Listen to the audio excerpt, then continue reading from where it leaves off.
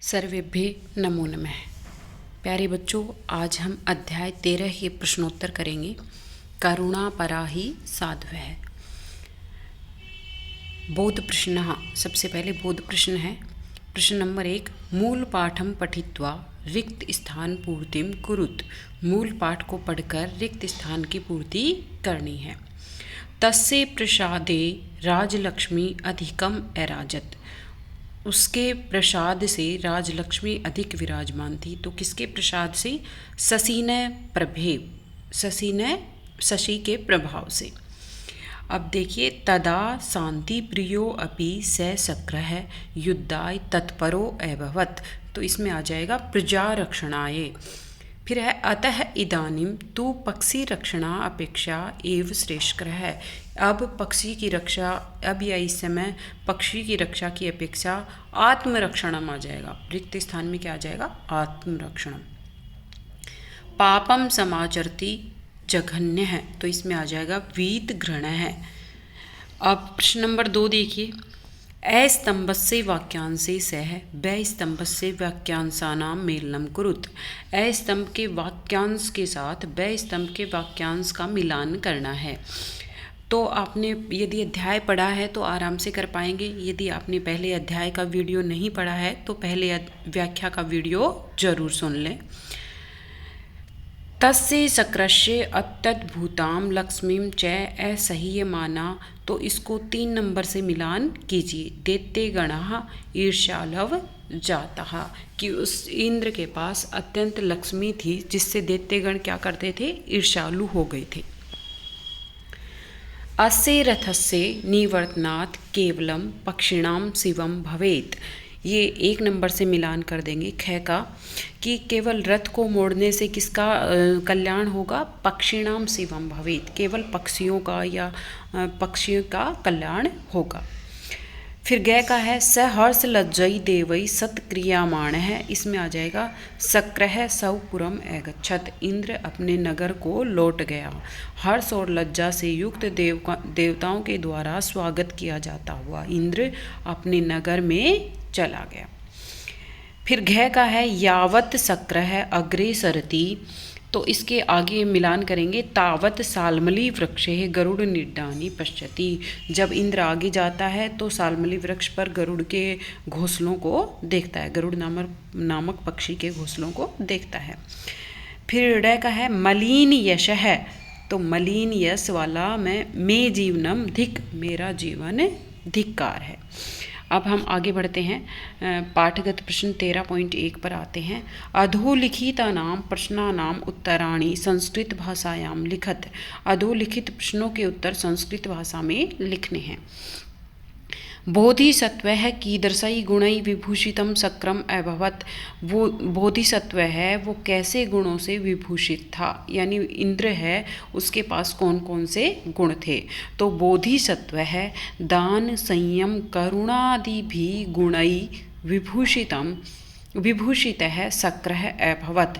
कीदृशै की जगह क्या आ जाएगा? दान संयम करुणादि भी। अब हम देखते हैं ख का शक्रस्य कीर्ति कुत्र व्याप्ता अभवत्।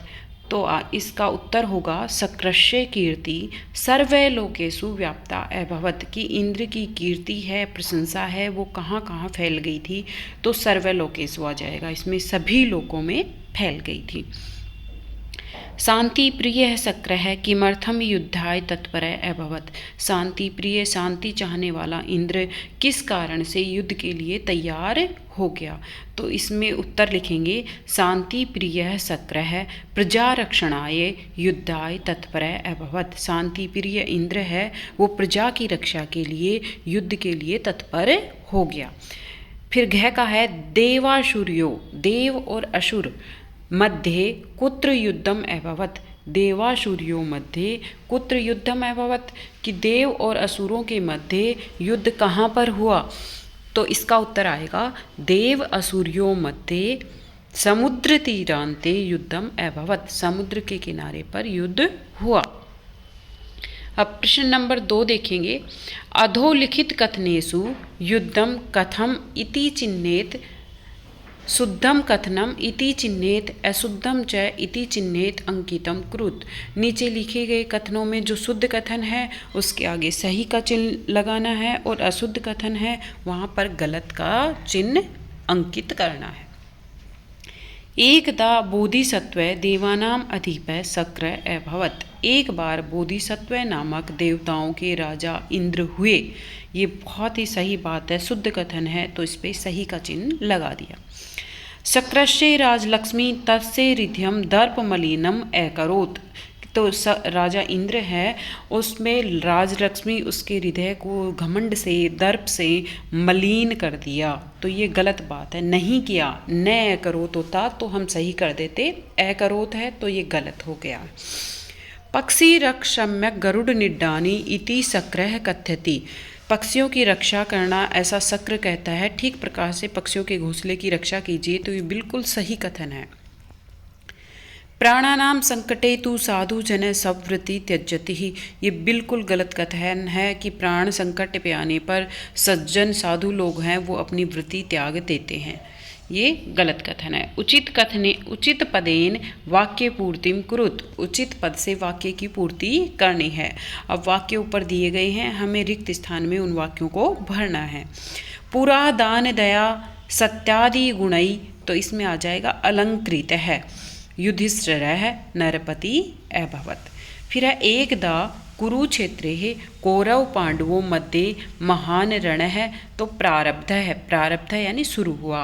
एकल अभिमन्यु कौरव बलम अवरुद्धे समरे अतिष्ठत। अवरुद्धे रोक करके। धिक् कौरवान, कौरव को धिक्कार है, इसमें क्या आ जाएगा, धिक् आ जाएगा। यद सर्वे मिलित्वा अभिमन्युम प्राहरन। अब हम 13.2 पर आते हैं। पाठगत प्रश्न 13.2। विषदग्धेभ्य शास्त्रेभ्य भीता कस्य सेना पलायिताः। विष युक्त बाणों से भयभीत होकर किसकी सेना भाग खड़ी हुई। तो किसकी सेना भाग खड़ी हुई थी। विषदग्धेभ्य शस्त्रेभ्य भीता शक्रस्य सेना पलायिताः। शक्र की सेना यानी इंद्र की सेना। फिर ख का है अपसरणम एव इतः उचितम इति कथा कथ्यत। यहाँ से चले जाना ही उचित है या यहाँ से भाग जाना ही उचित है, ये किसने कहा, तो ये मातली ने कहा। मातली ही इति ही मातली अकथ्यत। खगालिया कीदृशे पक्षी शावक ही युक्ता। पक्षी हैं वो, खगालिया पक्षी कौन से घोंसलों से युक्त थे, तो खगालिया अजात पक्ष ही, अजात पक्ष के पक्षी शावकों से युक्त थे। परिरक्ष सम्यक गरुड़ निड्डानी इति कह कम प्रति कथ्यति। पक्षियों की ठीक प्रकार से रक्षा कीजिए, ये किसने और किसको कहा, तो शक्रः मातलिम प्रति, इंद्र ने और मातली को कहा। अब प्रश्न नंबर 2 देखिए। उदाहरणम अनुसृत्य उचित अव्ययपदेन रिक्त स्थान पूर्तिम कुरुत। उदाहरण को सहारा लेकर उचित अव्यय पद रिक्त स्थान की पूर्ति करनी है। देखो उदाहरण को आधार मानकर ये यावत, यथा, इतः, तत्र, तदा दे रखे हैं। यावत जब तक, तथा वैसे, इतः यहाँ, तत्र वहाँ, तदा वैसे। तदा तब भी होता है, तब। तो पहला परीक्षा भवति तावत अंतः कोऽपि न परीक्षति। तो यावत, यावत यानी जब तक, जब तक परीक्षा होती है तावत तब तक अंदर कोई नहीं प्रवेश कर सकता। यथा जैसे, यथा देश तथा वेश, जैसा देश वैसा वेश, तो तथा का मतलब वैसा। इतः प्रभा गमिष्यति, इतः यहाँ से प्रभा जाती है, ततः उषा आगमिष्यति, यहाँ से प्रभा जाती है, तब ततः उसके बाद, उसके बाद कौन, उषा आती है। यदा दैत्य सेना आक्रमणती, जब दैत्य सेना आक्रमण करती है, तदा तब शक्र अपि युद्धम उद्यतः भवति, तब शक्र भी युद्ध के लिए उद्यत होता है या तैयार होता है। अब प्रश्न नंबर 3 देखिए। कोष्टकात् चित्वा उचित पदेन रिक्त स्थान पूर्तिम कुरुत। कोष्टक से उचित पदों को चुनकर रिक्त स्थानों की पूर्ति करनी है। अब इसमें दे रखा है भीता देव सेना पलायिता, तो इसमें देव सेना है वो भयभीत हो गई है, और भय के योग में हमेशा कौन सी विभक्ति लगती है, पंचमी विभक्ति लगती है, तो इसमें दैत्यभ्य आ जाएगा। क्या आ जाएगा, दैत्यभ्य। फिर है अग्रे मार्गे खगालिया आसन, तो अग्रे मार्गे दे रखा है, तो किसके आगे, तो इसमें आ जाएगा रथस्य अग्रे, रथ के आगे। फिर है निडानी न पतेयु, पत धातु के योग में यानी ऊपर से नीचे गिर रहा है, अलग हो रहा है, तो उसके योग में हमेशा पंचमी विभक्ति का प्रयोग किया जाता है, तो इसमें आ जाएगा वृक्षात। फिर है देवसेना प्रतिधावती, प्रति के योग में हमेशा द्वितीय विभक्ति का प्रयोग किया जाता है, इसलिए देवसेनाम आ जाएगा यहाँ पर। अब हम आगे बढ़ते हैं। पाठगत प्रश्न 13.3। अनंतरम स हर्ष लज्जई देवई सत्क्रियामाणे जयश्र्या अलंकृत है शक्रः सौपुरम अगच्छत। देवई सत्क्रियामाण कह सौपुरम अगच्छत, देवों से स्वागत किया जाता हुआ कौन अपने नगर में गया, तो कौन गया, शक्र है, इंद्र गया। अत्र देवैः पदस्य किम विशेषण पदम प्रयुक्तम, विशेषण पद मैंने आपको पहले ही बताया था कि यदि किसी कोई विशेष्य है उसके पहले उसकी जो विशेषता बताई जाती है वो विशेषण पद कहलाता है।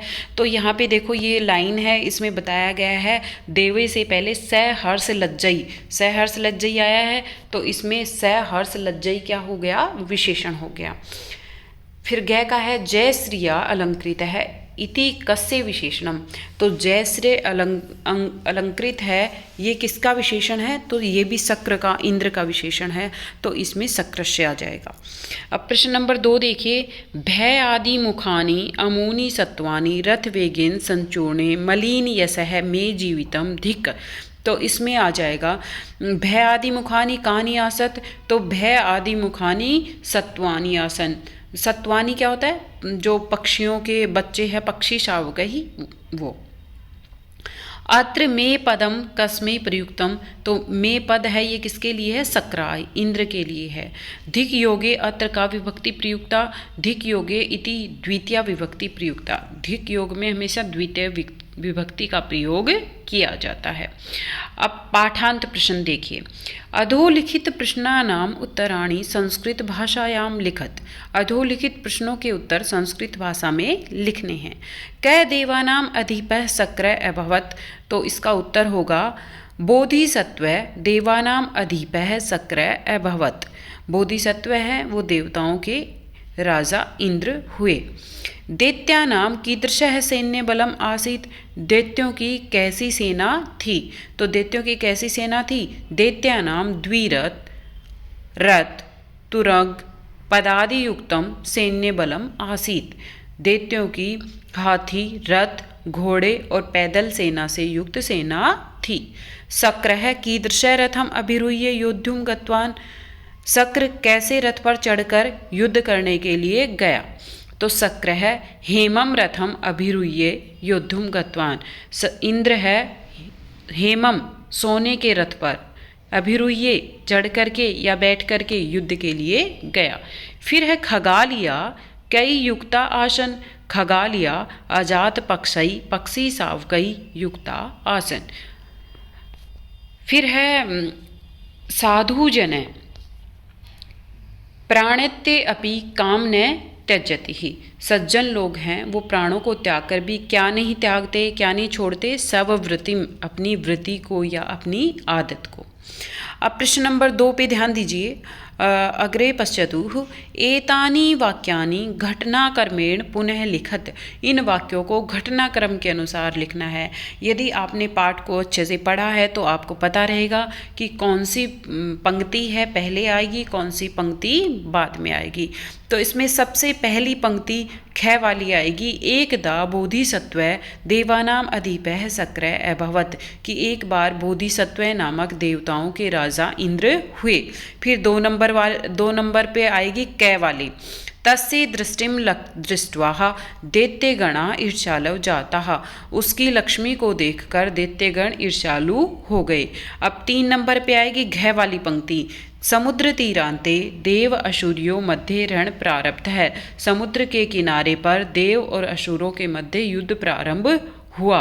फिर 4 नंबर पे ग वाली पंक्ति आएगी, परस्पर युद्धे जाते शक्र एव विजयी अभवत, परस्पर युद्ध करते हुए कौन विजयी हुआ, इंद्र विजयी हो गया। अब प्रश्न नंबर 3 है शक्रस्य चरित्रम पंचवाक्येषु संस्कृत भाषायाम लिखत। शक्र के चरित्र के बारे में यानी इंद्र के चरित्र के बारे में 5 वाक्य संस्कृत भाषा में लिखिए। तो पहला लिखा है मैंने, शक्रः देवानाम अधिपः आसीत्। इंद्र देवताओं का राजा था। स ऐश्वर्य संपन्न आसीत, वह ऐश्वर्य संपन्न था। स दानशीलः आसीत, वह दानशील था। स वीरः आसीत, वह वीर था। तस्य हृदयम करुणामयम आसीत, उसका हृदय किससे युक्त था? करुणा से युक्त था। अब प्रश्न नंबर 4 देखिए, विग्रह पदाई समस्त पदानी रचत। विग्रह पद दिए गए हैं और इनका समस्त पद करना है। विग्रह पद मतलब इनकी विच्छेद किए गए हैं, समास विग्रह किया गया है और इसको समस्त पद एक साथ करना है इन समास को। तो राज्य लक्ष्मी का क्या हो जाएगा? राजलक्ष्मी। गरुड़ा नाम निडानी, तो इसका हो जाएगा गरुड़ निडानी। करुणाम आपन्न है, तो इसका हो जाएगा करुणापन्न है। आत्मनः रक्षणम, तो इसका हो जाएगा आत्मरक्षणम। पक्षिणाम रक्षणम, इसका हो जाएगा पक्षी रक्षणम। अग्रे पश्यतु, आगे देखते हैं। देखिए ख निर्दिष्ट धातु प्रत्यय योगेन वाक्य पूर्तिम कुरुत। निर्दिष्ट जो प्रत्यय का योग देकर वाक्य पूर्ति करनी है। वाक्य पूर्ति किस प्रकार से है? देखिए, अशोक है प्रातः भ्रम प्लस कत्वा पठती। अशोक प्रातः घूमकर पढ़ता है, तो घूमकर कर या करके हमेशा कत्वा प्रत्यय के योग में होता है, तो इसलिए भ्रमित्वा आ जाएगा। भ्रम और कत्वा मिलके क्या हो जाएगा? भ्रमित्वा। इसी प्रकार लता समाचारम श्रुत्वा खादती, तो इसमें श्रु प्लस कत्वा क्या बन जाएगा? श्रुत्वा बन जाएगा। इसी प्रकार विभा गुरुम प्रनम और लयप तिष्ठति। विभा गुरु को प्रणाम करके बैठती है, तो इसमें प्रणम में हो जाएगा। इसी प्रकार त्वम मम समीपे उपविश्य पठ, तो उपविश्य पठ हो जाएगा। इसी प्रकार प्रश्न नंबर 5 देखिए, उचित शब्द रूपस्य प्रयोगः कुरुत। उचित शब्द रूप का प्रयोग कीजिए। शिक्षक छात्र, तो इसका उचित प्रयोग करना है प्रतिवदति, तो इसमें छात्रम आ जाएगा। इसी प्रकार त्वम अस्मद प्रति किम वदसी, तो अस्मद का शब्द रूप में क्या आ जाएगा? अस्मान आ जाएगा। कर्पण है धिक, धिक के योग में हमेशा द्वितीय विभक्ति आती है, तो कर्पणम बन जाएगा। सह के योग में हमें सैनिक है सह गच्छति। सह के योग में हमेशा तृतीय विभक्ति आती है, तो इसलिए सैनिक ही आ जाएगा। इसी प्रकार दुष्टेभ्य भीत है सज्जन है गृहम त्यजति, तो इसमें भय के योग में हमेशा पंचमी विभक्ति आती है, तो यहाँ पर दुष्टेभ्य आ जाएगा। धन्यवाद है। जयतु संस्कृतम जयतु भारतम। यदि आपको मेरा वीडियो पसंद आए तो प्लीज़ इसे लाइक और मेरे चैनल को सब्सक्राइब ज़रूर करना, जिससे मुझे प्रोत्साहन मिलता रहे। और जो भी आपको समझ में नहीं आ रहा हो तो आप कमेंट बॉक्स में कमेंट करके ज़रूर पूछें।